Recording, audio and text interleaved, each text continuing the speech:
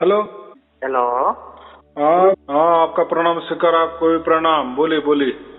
गुरुजी, मैं अभी आपका वीडियो देख रहा हूँ। अरे वाह, बहुत अभी अच्छे। अभी 1 महीना से देख रहा हूँ। मैं पहले 2-3 साल से सत्संग सुनता आ रहा हूँ। मैं अभी नेपाल से हूँ, अभी हांगकांग में हूँ। हाँ हाँ। आपका वीडियो सुनता आ रहा हूँ, इसलिए अच्छा लगा, इसलिए सार नाम के बारे में कुछ जानना चाहता था, इसलिए मैं आपको नंबर लिया। मैं इतना पढ़ा लिखा नहीं हूँ, ऑनलाइन नहीं आता, इसलिए यूट्यूब में वीडियो देखता हूँ, इसीलिए मैं आपका वीडियो देखता हूँ। बस देखते ही रहे ना, कुछ करना नहीं है। वो कोई सारनाम या देखो, सारनाम, सार शब्द, सतनाम, ये जो है ना, एक ही नाम है। राम नाम वो एक ही है। तो बात ऐसी है कि वो तो कोई मंत्र नहीं है ना, कोई विधि नहीं है, कोई ध्यान साधना नहीं है, कोई बंधन में रहना है वो भी नहीं है, कई लक्ष्य टिकाना है वही भी नहीं है, कोई ध्यान की बात नहीं है ना, कोई जापा की अजापा की। वो जो होता है ना, वो स्वयं में प्रकट हो जाता है हमारे अंदर। फिर उसके लिए क्या करना है, सिर्फ ये वीडियो सुनते जाना है, वीडियो सुनते जाना है, ऑटोमेटिक वो हो जाएगा। फिर आपको समझ में आ जाएगा, अरे हाँ, ये वीडियो में जो लोग बोल रहे हैं वैसे के वैसे मुझे भी अभी होने लगा। बस हो गया काम। इतना सीधा है वो, उतना ज्यादा ये नहीं है। आपको ऐसा लगता होगा कि कोई उसका कोई मंत्र बिंतर है। हाँ, बोलो बोलो। सार शब्द, सार नाम कोई मंत्र नहीं है, कोई शब्द नहीं है। नहीं, देखो एक शब्द होता है हमारा प्रकृति वाला, जैसे मैं बोल रहा हूँ। और जो प्रकृति वाले शब्द होते हैं ना, वो बोले जा सकते हैं, लिखे जा सकते हैं, देखे जा सकते हैं, सुने जा सकते हैं। यानी प्रकृति माने शरीर, शरीर के द्वारा जैसे आंख है तो वो शब्दों को हम आंखों से भी देख सकते हैं। जैसा लिखा, राम लिखा, तो आप राम लिख भी सकते हो, देख भी सकते हो, बराबर, बोल भी सकते हो, सुन भी सकते हो, किसी को सुना भी जा सकता है, उसका जाप भी हो सकता है, उसका जपा भी कर सकते हैं, उसका श्वास में भी सुमिरन हो सकता है, मस्तिष्क में भी सुमिरन हो सकता है, जो नाभि होती है उसके उम्र भी उसमें भी सुमिरन हो सकता है। तो ये जो है ना, ये सार शब्द नहीं होता। सार शब्द ये ऐसे होते हैं कि उसकी कोई भाषा नहीं होती, कोई लिखावट नहीं होती, कोई देखने की बात नहीं होती, और वो हमारे से कुछ भी नहीं होता, और वो सुनने की भी बात नहीं होती। सुनने के लिए तो कान चाहिए ना, लेकिन सार शब्द के लिए कोई कान की जरूरत नहीं होती, बराबर। जैसा परमात्मा है ना, परमात्मा निर्गुण निराकार और सगुण साकार के परे है। तो सगुण साकार होता तो हम आंखों से हमको दिखाई देता, बराबर, या कानों से उसका सुनाई देता कुछ तो भी। लेकिन परमात्मा इसके परे, यानी शरीर से परे है, बराबर। वो शरीर के द्वारा नहीं पकड़ा जा सकता। लेकिन जिसके पास सार शब्द नहीं होता ना, उसको उसके पास प्रकृति वाले सार शब्द होते, जैसे सत कबीर। ऐसे सत कबीर फिर आप कैसे भी जप सकते हो, जाप से, अजापा से, श्वासों पे। लेकिन वो सत कबीर भी जप सकता है गुरुजी। वो जो सत कबीर है ना, वो सगुण सगुण शब्द है ना, इन आकारों में जा सकता है, बोला जा सकता है, सुना जा सकता है, उसका जाप होता है, अजपा होता है। और उसके बाद में ज्यादा जाप आप जपा होने से वो मस्तिष्क में घूमने लगता है। तो वो कोई या नाभि में प्रकट होता है, या श्वास लेने और छोड़ने के दरमियान जो एक स्तंभ स्थिति रहती ना, उसको क्या कहते हैं, कुंभक, उसमें भी ऑटोमेटिक होने लगता है। लेकिन वो सगुण वाला सार शब्द है, यानी उसको सार शब्द कहना भी गलत ही है। लेकिन सार शब्द जो होता है ना, वो उसके स्वयं से प्रकट होता है, और फिर उसमें कोई नाम नहीं होता, कोई मंत्र नहीं होता, उसका कोई अर्थ भी नहीं लगा सकते, उसमें कोई आप पहचान वाली बात ही नहीं होती। क्योंकि ये पहचान वाली, देखने वाली, सुनाई देने वाली, या कोई दिमाग में हम कोई उसको चालाकी से ढूंढ सकते हो, कोई विचार कर सकते हो, या उसकी कल्पना कर सकते हो, ये इसमें नहीं आता। वो इससे सबसे परे है ये, क्योंकि ये सब प्राकृतिक बातें है ना, देखना, सुनना, विचार करना, कल्पना करना, उसका अर्थ लगाना, ये सब प्राकृतिक बात है। लेकिन सार शब्द इसके परे माने वो सार शब्द माने ऐसा समझो कि सार माने सत और शब्द माने शब्द, सत शब्द यानी वो सत्य है बस। बाद में तो वो शब्द भी उसको कहना नहीं है, उसको सत्य ही कहते हैं। सत माने परमात्मा, बराबर, और एक ही परमात्मा होता है। और परमात्मा सर्वव्यापी है माने हमको भी उसने व्याप्त किए है, हम भी उसके इसमें है ना, रडार पे है ना, रेंज में है ना।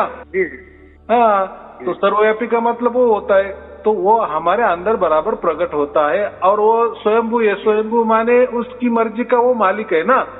तो हमारी मर्जी कैसी चलेगी, किसी मंत्र के द्वारा हम इसको कैसे प्राप्त करेंगे? मंत्र तो हमारे है ना।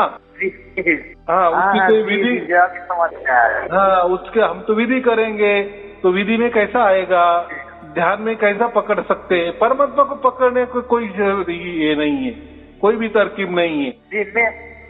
मैं तो हरे राम हरे कृष्ण भी करता हूँ, 4 साल से सत्संग देखने लगा, फिर राम राम भी करता हूँ, ओम नमः शिवाय भी करता हूँ, श्री गणेशाय नमः भी करता हूँ। मैं कंफ्यूज में था, फिर मैं 84 लाख में चला जाऊंगा ऐसा सोच के मैं बहुत कंफ्यूज में था। फिर आपका वीडियो देखने लगा तो सार नाम के बगैर कोई भाव से पार नहीं हो सकता, इसीलिए मैं बहुत कंफ्यूज में था, इसलिए आपको मैं फोन आपसे बात करना चाहता हूँ। बात ऐसी है ना, अभी आपने जितने भी नाम ले लिए ना, तो वो तो सार शब्द जो तो वो अनाम है, उसको कोई नाम नहीं दे सकते। देखो परमात्मा जो होता है ना, वो नाम रूप से परे होता है। अभी आपने जितने भी नाम लिए ना, वो उसका नाम आए माने उसका रूप तो आ ही गया ना। जैसे हरे राम हरे कृष्णा आपने किए, तो आप उसको लिख भी सकते हैं, कुछ रूप भी दे सकते हैं, आपको आंखों से भी दिखाई देगा। जो लिखा आप लिखेंगे वो आपको आंखों से भी दिखेगा ना, या आप कोई बोलेंगे तो आपको कानों से भी सुनाई देगा, या दूसरा कोई बोलेगा आप कानों से भी सुनेंगे। जो देखा जा सकता है, सुनाई जा सकता है, या मन में मन उसका हम रटाया जा सकता है। तो मन भी क्या है? मन तो ये शरीर ही है ना, यानी शरीर का स्पर्श नहीं होता, ऐसी चीज होती है सार शब्द। उसको शरीर का जब वो प्रकट होता है ना, तो वो किसी अंग में प्रकट नहीं होता। वो ऐसा हमको लगता है कि ये कान में आ रहा है, वो कान में आ रहा है, यहाँ आ रहा है, लेकिन वो ना अंदर है ना बाहर है, जो जैसा है वैसा है, बराबर। हाँ देखो, अगर उसको भी दिमाग लगाया हमने, अगर हमारे दिमाग के पहुंच उसके पास हो गई, तो फिर हमारा दिमाग बहुत बड़ा हो गया ना। हम अगर परमात्मा के ये दिमाग लेके जाएंगे या उसके ऊपर कोई सुरती लगाएंगे, तो देखो सुरती जो होती है ना, सुरती बिरती कुछ नहीं होता। सुरती माने ये मन ही होता है, बराबर। सुरती माने हम उसको आत्मा कहते हैं, और आत्मा को तो कोई कान नहीं होता, बराबर। उसका तो कोई नाम नहीं होता, उसका तो कोई रूप नहीं होता। तो फिर उसको कैसा हम आदेश देंगे सुरती को या आत्मा को, यहाँ टिका तू, वहां टिका? ऐसा हो सकता है क्या?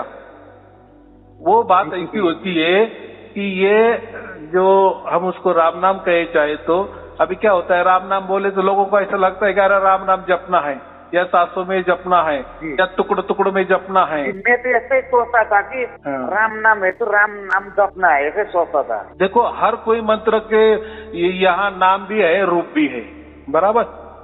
जैसा आपने राम बोल दिए तो आपके सामने तो वो तो हो गया नाम, लेकिन रूप भी प्रकट हो जाएगा ना। अरे राम का वो जो अयोध्या वाले राम है वो प्रकट हो जाएगा ना।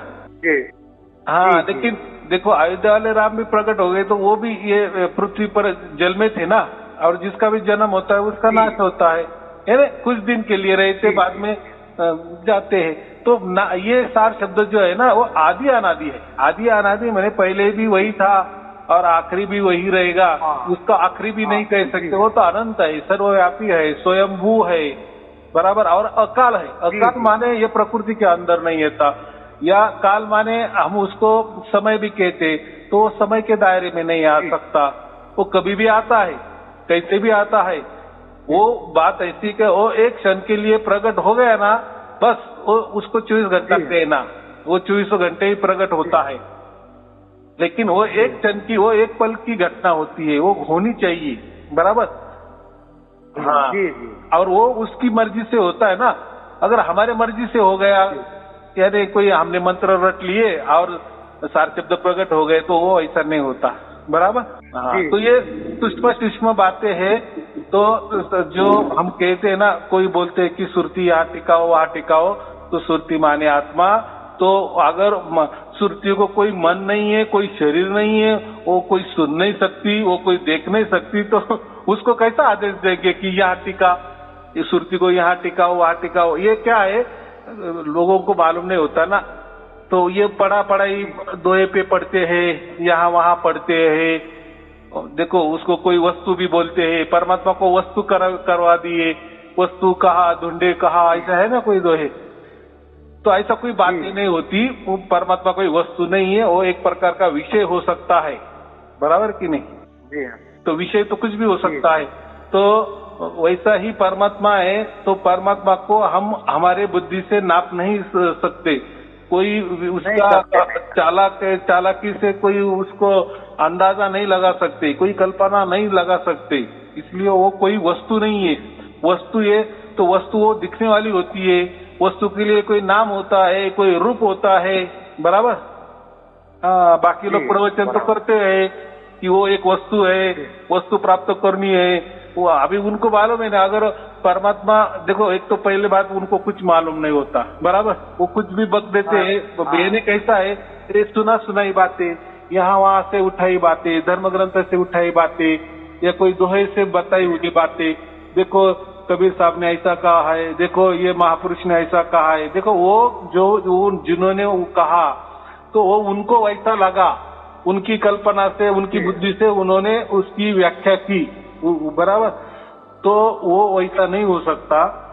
तो हमें जब वो प्रैक्टिकल में प्राप्त होता है ना, तब हमें वो सब समझता है कि अरे ये व्याख्या में नहीं बैठता, ये चालाकी में नहीं बैठ सकता, ये विचारों में नहीं बैठ सकता, ये कल्पना में नहीं बैठ सकता, बराबर। तो ये जो सुरती होती ना, तो ये सुरती को सिर्फ और सिर्फ मनुष्य जन्म में ही वो शब्दों को पकड़ सकती है, या शब्द सुरती को पकड़ सकता है। यानी अन्यथा कोई भी मार्ग नहीं होता। बाकी जो जितने भी जन्म है ना, मनुष्य के देह छोड़ के बाकी जितने भी जन्म है, उसमें कभी भी सुरती शब्द योग हमें नहीं मिल सकता या नहीं हो सकता। यानी मनुष्य जन्म छोड़ के कभी भी हमारी सुरती शब्द में विलीन नहीं होगी, या शब्द कभी भी सुरती को पकड़ नहीं सकता। बस मनुष्य जन्म ही ऐसा है कि उसमें हम पूर्ण रूप से, यानी आत्मा की पूर्ण रूप से पावर होती है, बराबर।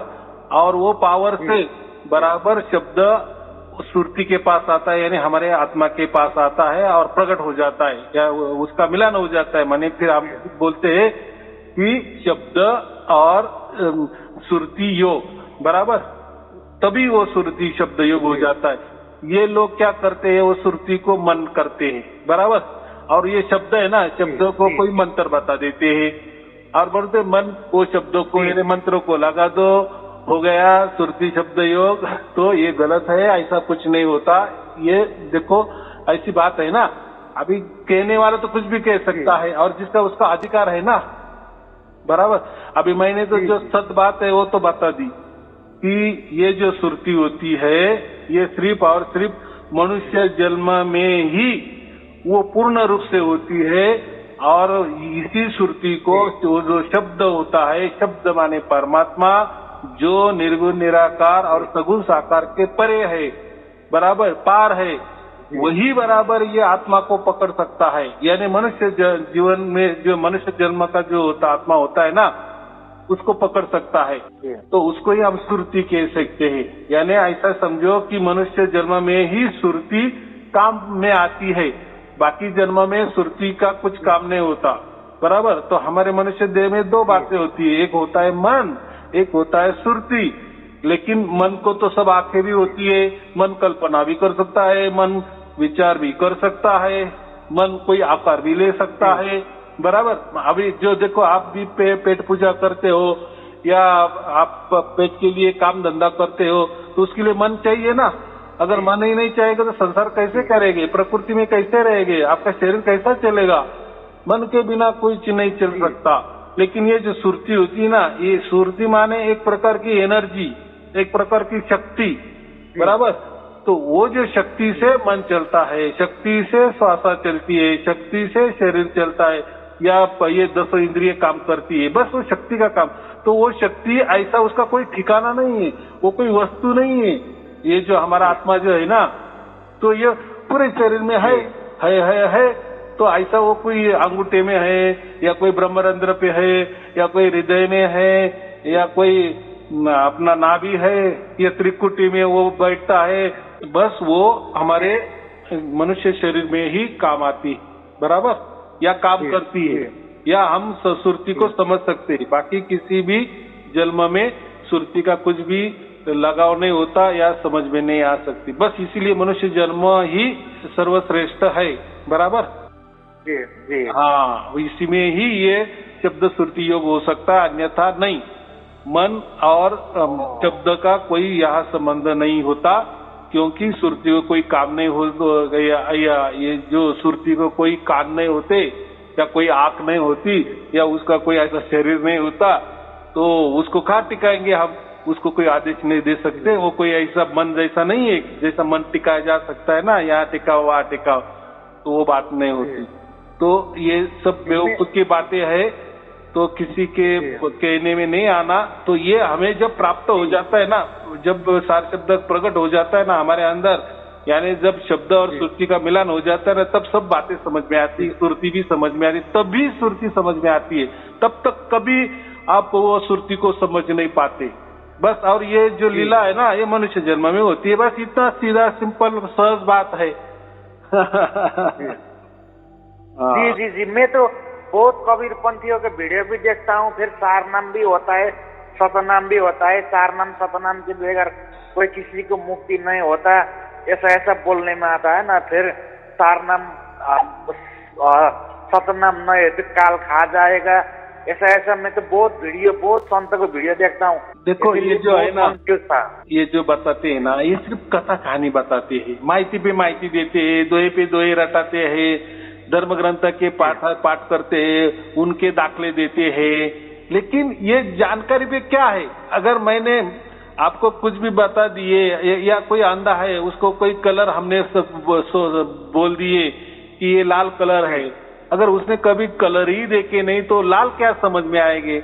और लाल कलर के बारे में हमने उसको 2400 घंटे क्या 1 बरस भी बोलते रहे ना, लाल कलर ऐसा होता है वैसा होता है, तो उसको क्या समझ में आएगा?